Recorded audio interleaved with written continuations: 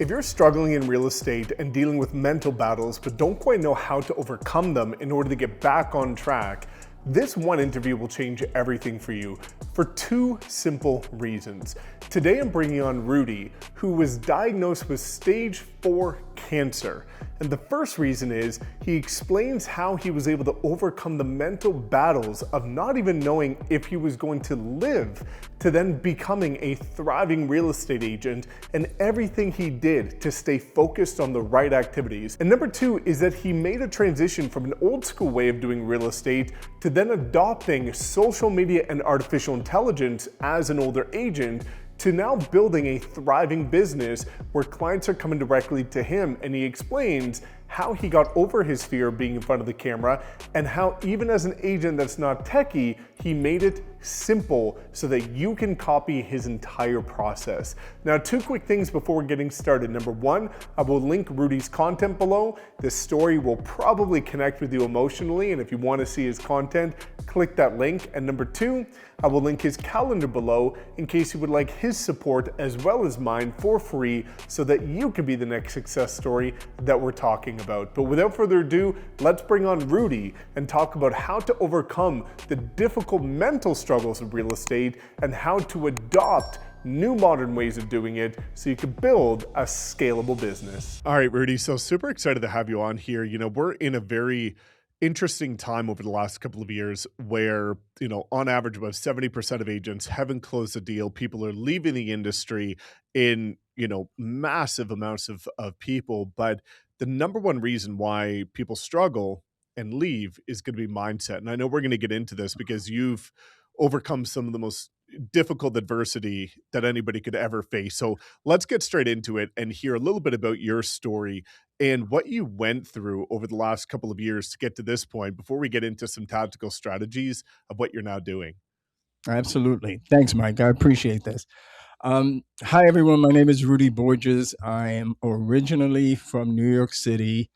I am now in Central Florida. And before real estate, I worked with an organization that helped people with disabilities, in particular mental illness. So we did a lot of good work. We literally changed lives. And I'm really proud of that kind of work. But it was in 2019, my wife and I were thinking, you know, the winters are getting pretty tough. So maybe we'll look to buy something in Florida. So we did, and we hired someone to help us. And we went in under contract in December of 2019. So while I'm looking over the paperwork, I said, honey, this guy made about 10 grand in maybe less than 2 hours work. And don't get me wrong, if you can get it, God bless you. But I started thinking maybe I'd get my license and have it in my back pocket as a plan B, right? I had a license many years ago. I did nothing with it in New York. And my wife works with mortgages, so she knows a little bit about that as well. So anyway, we sign up, we go online, we sign up for the course, we pass the course, we scheduled the state exam for April because we were closing in May, so of 2020. And then everything changed. And we all know what happened in 2020, right? So Pearson View calls us and says, hey, we're canceling your state exam until further notice. I know you guys are moving to Florida. Figure out how you can get it down there. So we close in May. We scheduled the exam for June. We both passed, thank God. And we joined a brokerage in July. So, Mike, everything's brand new. Brand new city, brand new state, brand new house, brand new career, because plan B became plan A right away because of the pandemic. But then everything changed. And I got diagnosed with stage 4 head and neck cancer, and it completely crushed me. And so with that, one of the things I'd love to dive into is what happened next? Because, you know, I've worked with over 8,000 agents at this point, and, you know, they're struggling to like make a post. They're struggling to make a cold call. They're struggling, and they have like not a whole lot really holding them back, right? Right. They're there's in their head. You have real life altering, potentially fatal things Yeah. weighing on your mind. And that's not something where it's like you get diagnosed and you think about it one day and then the next day you're cool, you're back to normal. Like that is going to be weighing on your mind every single waking hour of the day, every day. And so what did you do in order to push through what was weighing on you and holding you back? Because you've now gone from being diagnosed with cancer to now building momentum, having a successful business, helping other agents have successful businesses. But most people haven't seen that gap in between of what it took to overcome something that is genuinely holding you back every single Mhm. day. So, what were the thoughts going through your head and what did you do in order to overcome things that again are just constantly weighing on you and causing you to either A, give up, or B, push through and thrive? Yeah, no, you're absolutely right. I mean, I always say sometimes you learn transferable skills in other areas that you can apply later in life, right? So the job that I had as the director of health and wellness, I used to teach a 2-day course of mental health first aid. So now I have to start applying some of that for me. Okay. I, I would have this program which was called RAP, Wellness Recovery Action Plan. And, I'm dealing with trauma, obviously, right? I'm dealing with depression. I'm dealing with anxiety. I don't even know. And you're absolutely right, Mike. Every single day, it was a brand new battle. And mind you, we got diagnosed in late October. We didn't get scheduled for the surgery till February of the next year. So all that time, I'm dealing with this, going, is it getting worse? What's going on? I mean, don't ever Google anything because you're going to cry every every second that you read. And man, it was tough. Every single day was a challenge. But I'm all about energy, and for me, I had to find the things that were going to put me in the right mindset and not let me go in the opposite direction and spiral out of control, because plan B became plan A. I had no money coming in. And now I'm faced with a challenge that, I mean, I was newly married and we cried every night, like this can't be happening. But I had to figure it out. And I wasn't going to let my mind go the opposite direction. My body is going to have to heal, but I knew I had to take care of my mind, which was even more important. Yeah, definitely. And there's something that I think is going to be very insightful for people that I'd love to unpack because, having such a huge delay when it comes to getting diagnosed to actually having the operation, what I find with a lot of real estate agents is they're constantly fearful of the unknown, of the what if, of the things they can't even control because it's in the future. And oftentimes, the what ifs, the worries, don't even end up happening, They don't. but they're Yeah. so concerned today. So for you, and I think this is going to be very transferable response to anybody that is just genuinely struggling in real estate. Mhm. What did you do in order to shift yourself into that positive state? Because a lot of agents that you and I both work with will wake up and they're in a negative state, but they stay Mhm. there and they don't quite have the tools, the strategies to be able to snap out of it and say, okay, here's what I'm gonna focus on. Here's how I'm gonna get back on track. For you during that time, what did you do or what kind of advice do you have for somebody to be able to get back on track if their mind is going astray? Yeah. I mean, for me, look, I had no other plan, right?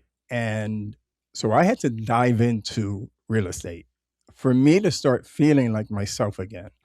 So every minute I was in the car, I had audiobooks. Every second I was home, I'm on videos, or I went back and looked at the notes that I had to take because I had to dive in 100%. Now, mind you, the surgery comes later, and it became more part-time, but I was full-time with a knot on the side of my neck, um, because I felt like jumping in was what was helping me get through it, and seeing, in for me, what the end would look like in a positive way, and I had to take those steps. So I know, listen, I dealt with call reluctance, all my agents dealt with all of that stuff, and we had to, the first thing I would teach my agents is the mindset.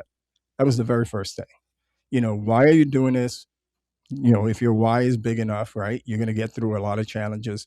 But your mindset, every single day, we wake up and we're unemployed every single day if you don't have anything in the pipeline, right?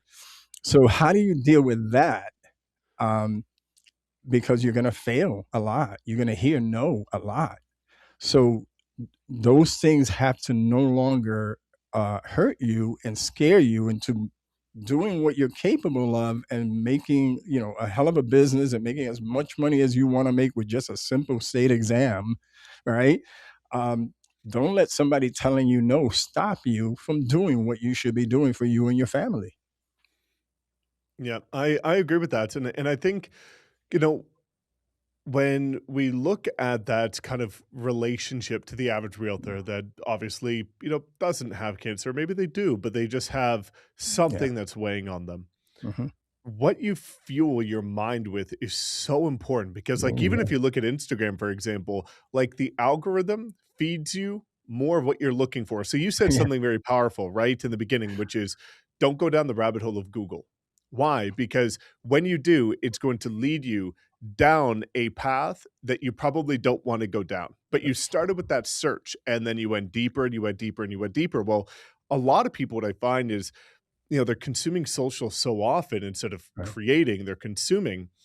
And as soon as you start looking at a couple things that are maybe conducive to comparison, all these other Yeah. agents are crushing it. I'm not doing, when you start looking at a couple of those posts, your whole algorithm becomes that, to the point where Yeah. you can't escape it. And you think that's the reality for everybody. But like you Mhm. said, and I had to do this in my first year, couple of years of real estate, is in the car podcast. When I'm on Instagram, it's motivational, it's inspirational, it's Right. valuable, and it's very difficult to not be inspired when all that you're consuming is positivity. But as Right. soon as you go down that negative rabbit hole, it is a spiral. And a lot of people don't quite acknowledge that they're stuck in that spiral. And I think it's important, like you said, to audit who you're around, what you're consuming, what you're Absolutely. fueling your brain with. Because, like we talked about with the what ifs, the majority of agents, statistically, the 87% who fail, are so concerned with the what if this doesn't work out, Right. that, goes sideways. But what if it does work out?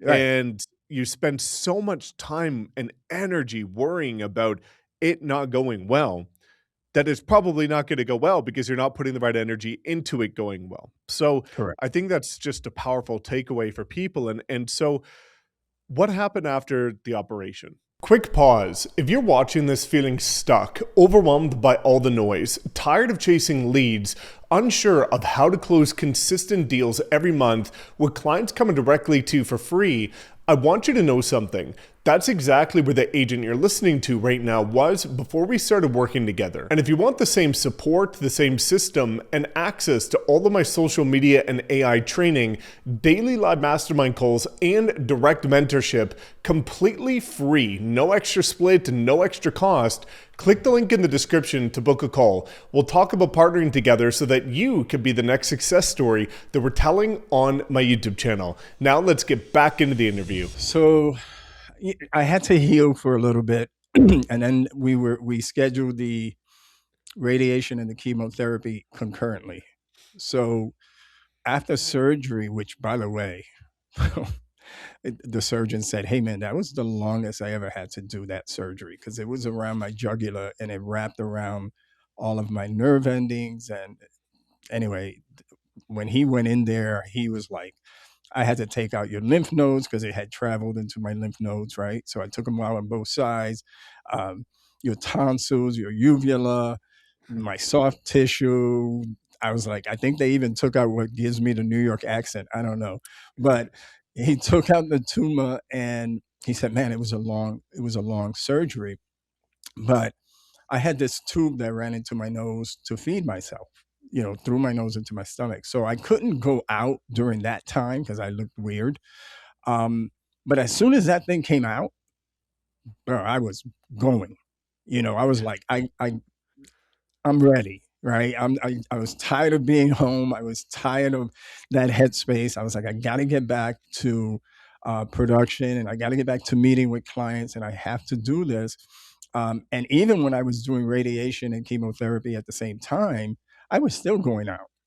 I lost a lot of weight. I mean, most of the clients that I knew at that point didn't know me before, but I was having side effects. I would, every now and then I'd be like, I'll be right back. And I'd go throw up in the bathroom. It was like, I'm not going to worry about what people think. What's more important is that I get through this and I protect my family and I provide for my family. That was it. I mean, I had agents that when we were doing outbound calling, somebody hung up on them and cursed them out. They'd be like, I want to quit. I'm like, what? You got to be stronger than that. And we went through that, and people became better and stronger, and they were like, I didn't see it in me, but you saw it in me. And I was like, yeah, and you fixed what was up here, because it doesn't matter what other people think. What matters is what you do for you and your family. 1000%. And we'll Yeah. get to that in terms of the importance of surrounding yourself with the right people, because that makes a huge difference as well. Absolutely. Um, but again, you're right. Like it makes such a big impact on the Mhm. success or failure of your journey of getting clarity on why you're even doing this. Like for Mhm. you, alluding to the fact that you're, newly married, you've got this new property that you've got a mortgage on, you've got all these things that are happening. Like that's a big why. And that's something worth pushing for and pushing through. And I think a lot of people kind of selfishly approach their business as, I'm just doing this for me. They might say otherwise, but Right. their actions show that it's doing it just for them.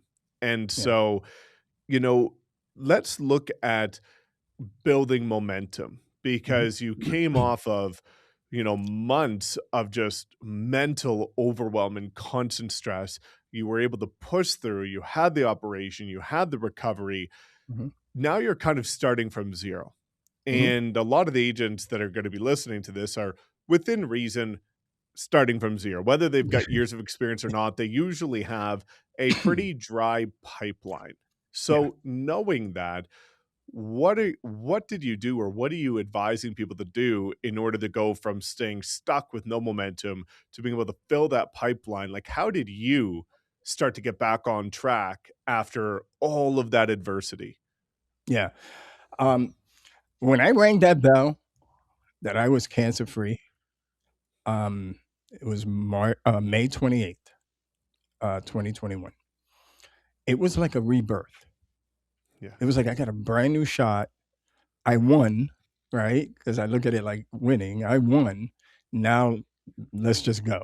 And so for me, and I had to tell the brokerage what was going on, obviously. But for me, it was like, let's look at how do I get more lead sources. I called everybody in my database sphere of influence. I started getting a lot of business from my sphere and from referrals, and it was constant. I mean, so it kept me busy. But if you're starting from zero, talk to the people who know you and like you and trust you first. And then try to figure out other lead sources, maybe different pillars that you can build on, like I did with my agents later. I was just like calling everybody, and I didn't care. I mean, you know how I think it's the weirdest thing. People are afraid to let their family and friends know that they're doing a business. Yeah. It's weird. So I was like, I didn't care. I just tell everybody, hey, this is what I'm doing. Everybody kind of knew I was challenging, being challenged with cancer, but I said, this is what I'm doing. And I think I told them I'm with a new brokerage and I'm in a contest and I have to have this many people that I spoke to and whatever. So they would listen. But then it started like, hey, I know somebody who's looking to buy or sell, or let me connect you with someone else. And then all of a sudden it just started happening. And when you get that kind of momentum and you're bringing that kind of energy, doors are just going to continue to fly open. And for me, it was just get busy, and the easiest source was sphere of influence. Yeah. And I think a lot of people have this tendency to come up with the excuse of I have no sphere of influence. Like the only person that I think could ever validly say they have no sphere of influence is if you like if you move from another country, you speak another language and you genuinely Sure. landed, didn't meet any friends, and got your real estate license. Like Right. if that situation is not you, you have a sphere. You've got friends, you've got That's right. family, you've got relatives, you have people that you met. And one of the things, like what you said is so important because I believe, and any, I think, coach or successful agent will tell you this, is that your first deal is in your phone. It's in your contact Oh list. yeah. And it might be, like you said, a referral, but it's in there. And for me, even though I got my first 2 listings through door knocking, the next 5 deals came Right. from people I worked with at my past engineering job. And I think you said something so powerful there, which is that people are afraid. And I think Yeah. it's interesting because you're afraid to let the people know that Uh-huh. you're an agent who would not judge you, not write a one-star review if you slipped up or failed to deliver on something. Like Right. these are the least harsh people Right. that would be the nicest to you along the start of your journey, yet you want to go work with strangers that will judge you, will write a negative review if you don't Right. deliver, Right. right? Right. And so Yeah. I think it's so important to be loud and proud about it because if you know, if you're and I think this, maybe I'll get your take on this, but I think it comes from a confidence thing because if Sure. you're confident that you will deliver, you Right. would want your family and friends to work with you over anybody else, and everybody that knows you should work with you because you're confident that you will deliver and go Right. above and beyond everybody else. Sure. Well, if Yeah. that's the case, like how can you convince a stranger they are gonna go above and beyond if you can't even convince your own Your own family? family. Right? So, Right. you know, is that a confident like, you've worked with so many other agents. For the Mhm. ones that are struggling and reluctant to make these calls and these outreach or get offended or sad if somebody turns them down, like, what do you say to that? Yeah, no, I used to say, "What are you, a secret agent?" I mean, for me, it was hard for some people to even post a static post on Facebook that they're doing real estate. It was the weirdest thing. Um, but yes, you touched on confidence, and I felt that if I could make my agents confident right away, right, that they would do more because we only know what we know, right? And the more you do it, the better you get. The more you do it, the more objections you hear. The more you do, you know what I mean?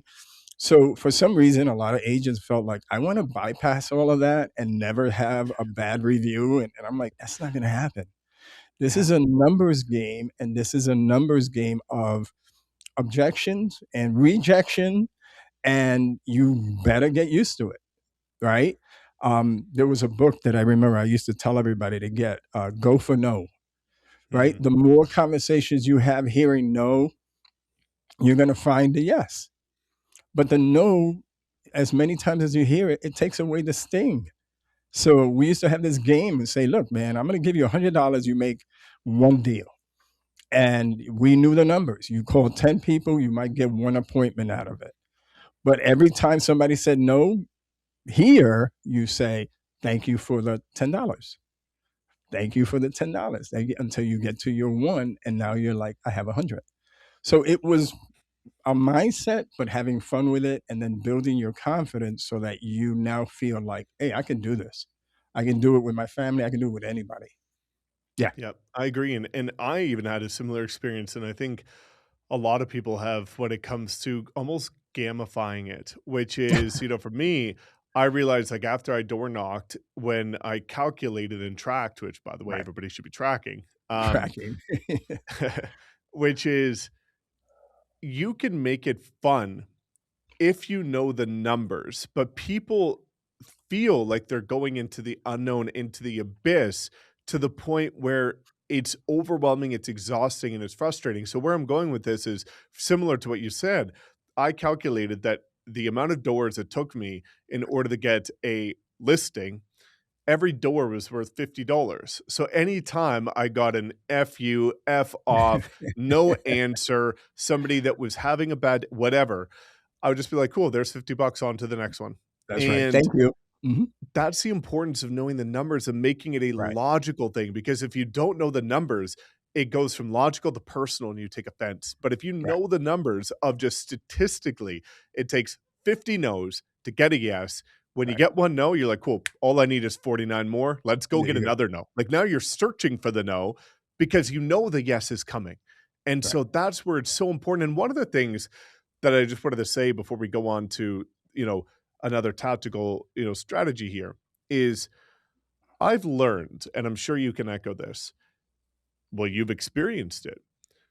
You never know what's going on in somebody's life. Right. And so there was times where I would door knock, and there was a couple communities that I farmed loosely. I wasn't that good at it, but I would knock it more than once.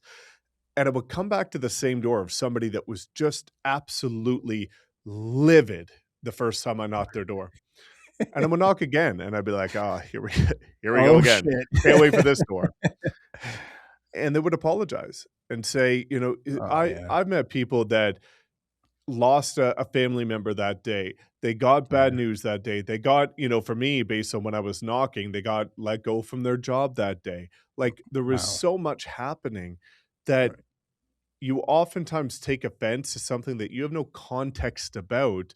Right. They could be having the worst day of their life and they just happen to take it out on you. And so Right. I think it's important to not take things personal, because if you lead with value, you didn't really do anything wrong. You know what I Right. mean? Have you experienced something similar? Yeah. And again, coming from some background with understanding mental illness, right? We always talk about 1 in 4 people have a mental illness, and it could be anything. It could be anxiety, PTSD. It could be anything. So I always look at any relationship. If it's a brand new person, like you were door knocking, that was tough for me. I did it once, twice, and it was like holy shit. But you don't know what type of day they've had. And so I would always remember, hey man, everybody deserves a bad day, right? Mhm. It happens. You don't know what's happening in someone's life. You don't know, like you mentioned, they could have just lost a job. Who knows? So I never personalized it. There were times that if somebody was really rude on the phone, I would just ask, "Are you okay?"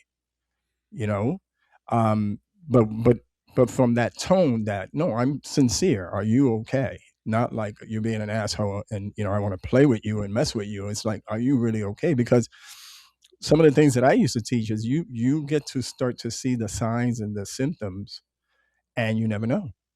Mhm. So if you come from that, like you said, bringing value and genuinely caring about someone, it usually just melts all of that down, and you have a conversation. And who knows? You never know. 100% agreeing. And so now one of the things that I'm very curious about, because I think this is also going to connect with a lot of agents, is your journey and transition through a very traditional old school style of business to a more modern approach. Mhm. Because there's I see two tendencies: people that have just been in the industry for 5, 10, 15 years, even if they're younger, and they kind of Right. say, they put their stake in the ground and say, this is how I've always done it, and so Right. this is how I'm always going to do it. And so that is irrelevant of age. But then I also see people that are of a certain age bracket, and they just kind of take the stance of like, I'm not techie, I'm too old Right. for this is not for me, and so I'm just going to not do it and ignore it completely. And so you've kind of, you know, been both of those situations of somebody with experience and somebody of a different age group Mhm. who says, "Okay, the past is the past, but I need to adapt." And so Right. walk us through that journey of being open-minded to new strategies, let alone getting uncomfortable and capitalizing on them. Yeah. Yeah. No, a smart man once said the what is it? the most valuable, something about a closed mind. I forget who it was. It was Yeah, the you. most expensive thing you can own is a closed mind. Yeah. I when I jumped into real estate, um, it's all brand new, and you got to learn. You just, I'm 60, right? And I don't know, the chemo must have helped my beauty, but I look a little younger. But you have to continue learning. Period. End of story. You have to continue learning. And it's funny because when I started with hiring agents, many times I would ask, you said you people will put a stake in the ground. This is all I know. This is all I want to do. I had people telling me, oh no, um, I have to have an office to go work because I need to be around people. And I'm like, what? Or because we had a virtual franchise. Or, oh, I don't do social media. And I'm like, then you don't have the vision you need to run a business. Okay. Now, look, I'm not going to fight with you. If you tell me this is how you feel, fine. I'm not going to try to convince you, because if that's how you feel, no matter what, you're still going to feel that way. But I saw it, and I Mhm. knew that I needed to start implementing some of the things that were going to be different from your typical brick and mortar, which I was part of. And, they didn't have many of the tools that, actually, they only had a CRM. The tools and the technology that I saw coming, that I didn't really understand completely until I started training with you. But I knew it was something that we were going to need to continue growing the team. I had a lot of agents that were younger. I had agents that were older, and many had that excuse. I'm not techie, or this or that, the other thing. I'm like, if I can do it, you can do it. And then, obviously with what you teach, step by step, have your video, follow along. I mean, it's the simplest way. And a lot of people learn differently, like I do. I got to read it, I got to see it, I got to do it, I got to teach it to somebody else. And then it goes deeper into your subconscious. But your training, by far the best and the most thorough and easiest to follow. And my God, I wish I had it when we first had the franchise, but I'm glad we have it now. Let's put it that way.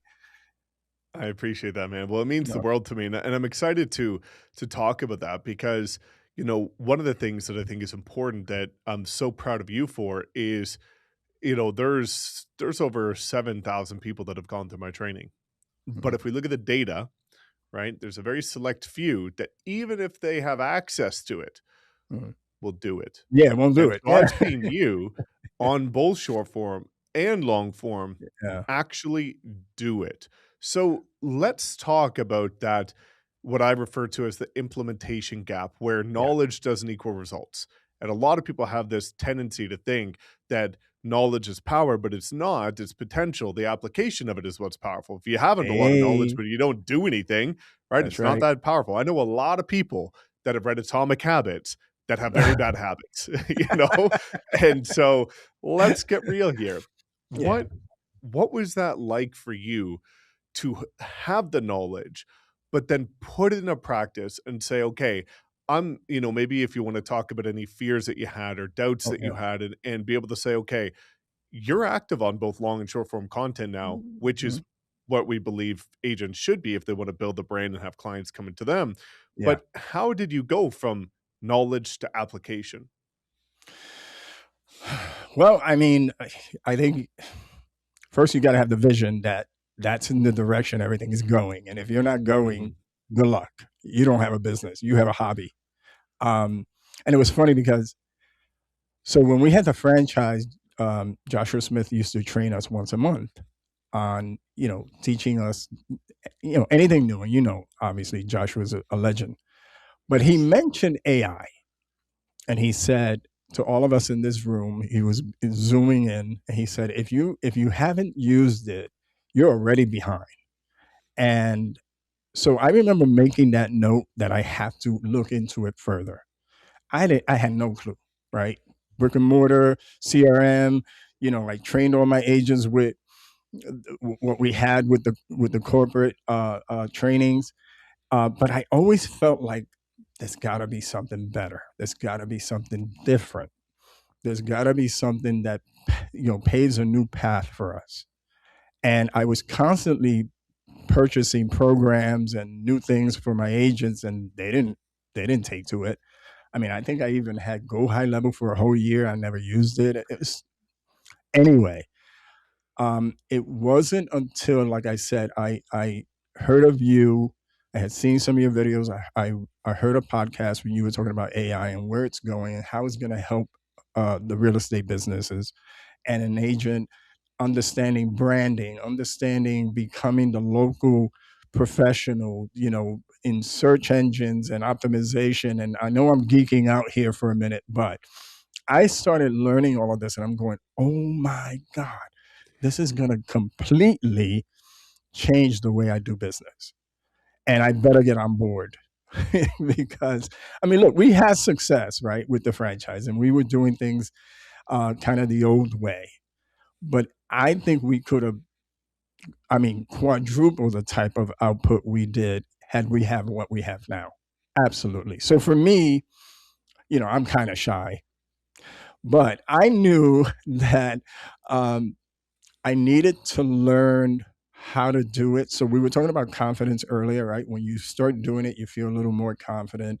Um, you always say done is better than perfect. And I got out of that mindset that it has to be perfect, right? I mean, hair and makeup has to be perfect, but outside of that, no. But I was just like, look, I don't give a shit. I'm going to do my videos. I'm going to put it out there because it's going to connect with somebody. And it's going to connect with somebody maybe a year from now, too, and 2 years from now, and 3 years from now, because it sits there and it's evergreen, right?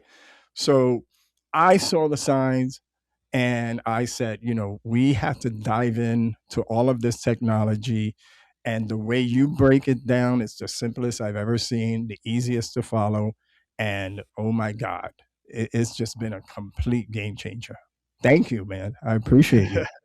Well, thank you for actually doing something with it. And I Yeah. think, you you said so many powerful things there. One of the most important things is, so many people are fearful of it because they make it seem like this big, overwhelming beast that is Right. so technical, so difficult. And you make up this story in your mind of Yeah. Yeah. why you can't do it, right? You've Right. given yourself, we've talked about labels, which is, if you label yourself Right. as not techie Tacky. or camera shy or whatever, you are giving yourself that identity to the point where you believe it, even if it's not true, right? I see so many Right. people that say they're camera shy, but they're on Zoom with their camera on. Nobody is inherently camera shy. Like there's Right. not one human on the planet that is shy of a camera. However, what they are fearful of is the judgment that can come from putting themselves out there. So we have to get to the root cause. But like Right. you said, when we start realizing that this is an act of duty, this is an act of service, of being able Mhm. to help people, being able to get in Right. front of people, when you start to take on a different identity, Correct. that's when you start to operate out of a different purpose and passion. And so, like you said, oftentimes once you open your mind to just exploring it a little bit, you realize Right. it's not that hard. It's It's not not that that hard. Yeah. difficult, Yeah. but we've made it seem like this big beast that we're afraid of and that we got to, slay. And so let's talk about that a little bit. You've been able to help and coach agents Mhm. at traditional brokerages and Yeah. you've helped so many people achieve success, but now you're over here with us and you've been able to not just apply these strategies yourself, but now you're helping other people apply Mhm. these strategies. And I think it's a blessing with your past experience of working with people with mental health because you can not only help them with the strategies, you can help them overcome the things that Right. are holding them back from applying the strategies. And so as we kind of pull this together, what I always like to ask is, number one, why did you decide to come over here to EXP and specifically our group? And number two, what can people expect when, clicking the link in the description, booking a call with you, and deciding to partner with both you and I to get our help for free? Yeah.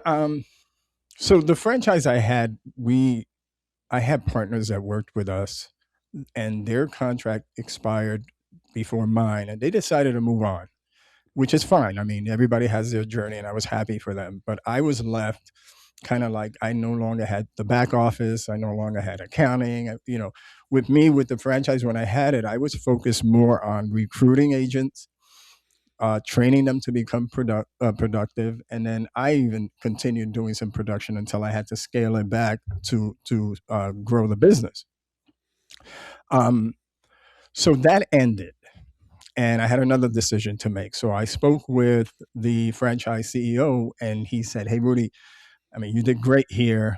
Proud of what you were able to accomplish, but I may have another option." And the other option was coming here to EXP, and I had no reservations because I every time there's something new, I get more excited. It's like, let's go, right? Let's figure this out. Um, I don't mind flying the plane while I'm still building it. But I also knew that others that had first class franchises had come over, like Armando and Nalika had come over, and I always spoke with Josh because I used to pay for his training, and I explained to him that this was an option for me, and I'm kind of sad that I'm letting my baby go. And he goes, Rudy, don't worry, man. He goes, I was struggling with it too, but I haven't regretted one day since I've come here, not one. So I trust Josh, right? And then Chris was coming. So I knew a lot of the people who were coming, I would have some support. But I then looked at, who my sponsors were. And I remember Josh saying, you get Mike. And I'm like, I have bought some of your programs. And I was like, what? And it was like a whole new flame started, man. It was like, I'm on fire now. So I think, the fucking real estate Avengers. I mean, I have everybody here to support what we're doing. And so that was why I came here. And knowing what you have and knowing what you've done, and I followed you and I knew of you and I know of everybody who's with us in the Wolf Pack. And I'm like, I wish I had made this decision sooner. But it's part of the journey, right? You get to where you're going, and then you realize, I learned a lot. Now I'm ready for more. And when the student is ready, the teacher appears. And that's how I felt with you. So look, if anything today resonated with you, you got into real estate, you're wanting to change your life, you want to have a big career, maybe change the lives of your family. Maybe you've made some sacrifices, time, money. You got your license. You may be brand new. Maybe you're got some years under your belt, but you're at a point where maybe you feel that you're capable of more, but you don't see it. Then I'm gonna ask you to borrow my eyes. When you come to this environment with us, you're going to be challenged, you're going to grow, and you're going to know that more is possible because you're going to be surrounded by amazing leaders, pioneers like Mike, who have done it at every single level of success. And the best part, and I love this the most, everyone genuinely wants you to win. So if that's you, yes, there's going to be a link in the description to schedule an exploration call with us. And listen, no pitch, no sales. All we want to do is have an honest conversation about where your business is and where you want it to go and how we can help. And if we vibe, great. We'll get you going right away. If we don't, that's fine too. You'll have a new friend. Um, but I want you to know something before you go. You deserve success, whatever that means for you and your family. But I want you to start believing it wholeheartedly. All right? Cool. I hope to see you on the call. I love that. And I couldn't have said it better myself. And like you say, it's such an incredible thing that there's this opportunity for people to have that open conversation, knowing, like we talked about, the most expensive thing you can own is a closed mind. Close mind. Have an open mind and just All right. say, let's just see if this is a good fit or a bad fit. But like you say, every single person that we've ended up partnering with has said Mhm. the exact same thing that you said on this call, that I've said, that Josh has said, that assume everybody that has ever been interviewed on my channel has said.